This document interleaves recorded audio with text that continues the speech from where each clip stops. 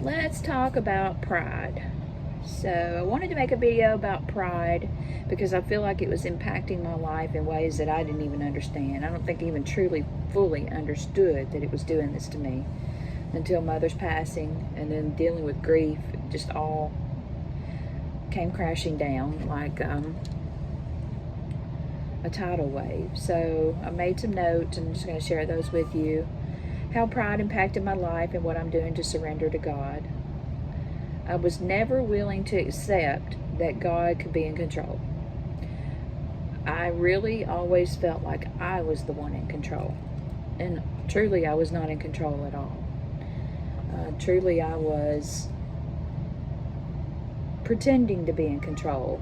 And when things would get stressful or work would get hard, I wanted to run away. Thankfully, I have a good supportive husband and a good supportive family. I didn't have anything personally that was impacting me until Mother's death.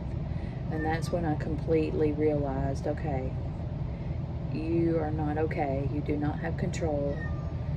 There's not a pill gonna fix it. There's not any amount of money you're gonna make that's gonna fix it. You're gonna have to deal with the situation. So that was one thing, was just realizing that I was not in control. And then a second thing that happened with pride was I didn't believe anyone could do a good job. I truly did not believe that anybody could do a good job other than me. And I constantly told myself how much of a failure I was internally, like an imposter syndrome. And therefore, I was always in a loop of nothing being good enough. And then thirdly, I couldn't put God first in my life. Like, I struggled with that continuously.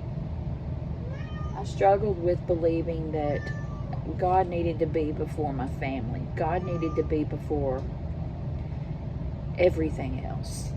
And I did not do that. 26 years as a Christian, I did not do that. And once I got to a very, very low point, which, my mom passed in October of 2023, and when I got to that low point in January of 2024, so it's been a year ago now, that's when I truly surrendered to God, because I felt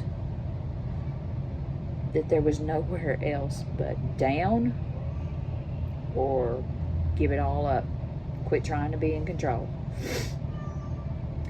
And then how many things have changed over the last 6 months to a year since I've given up this foolish pride.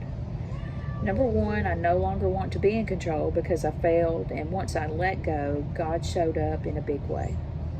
And He truly did. He started putting things in my life. He started, just showing up in ways that I had not expected Him to.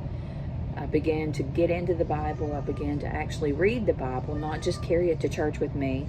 And actually going back to church was a big deal, because I just felt like everybody in the church was out to get me. Both of my animals are having a really hard time with me recording a video, so I'm sorry if you're hearing that in the background. I don't know why I felt that way, but I think it's because I accepted that I wasn't good enough, and I believed that I wasn't good enough, and that was so far from the truth, and God showed that to me. And number two, I'm working on healing on my mind and my soul from all the years of strife, frustration, and stubbornness. I often heard my mother say, "You're so stubborn, you're so bullheaded," and oh my gosh, I was. I definitely was. I had so much feelings are not real, but I felt as though if I didn't get other people, that they were going to get me. And I had to deal with all of that screwed up mindset. And a lot of it was childhood trauma. And a lot of it was stuff I self-inflicted, like an imposter syndrome. And number three, I pray a lot and I talk to God often. I surrendered and humbled myself. And I'm not perfectly well. but I've come a long way, babe. And I know that God is with me. He has never forsaken me.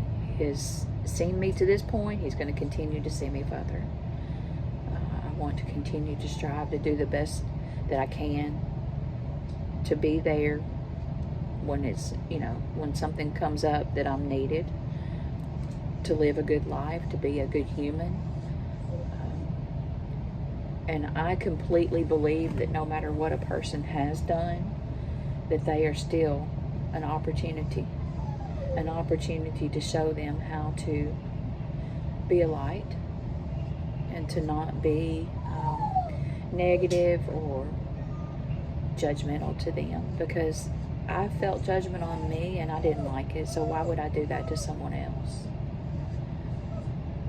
And so that's kind of where we are with Pride this morning. I hope you are able to glean something from the video. I hope you have a great day. I hope you realize that God loves you. I spent a long time not realizing that. If you have any comments, please share them below, and more videos to come. Have a great day. Bye-bye.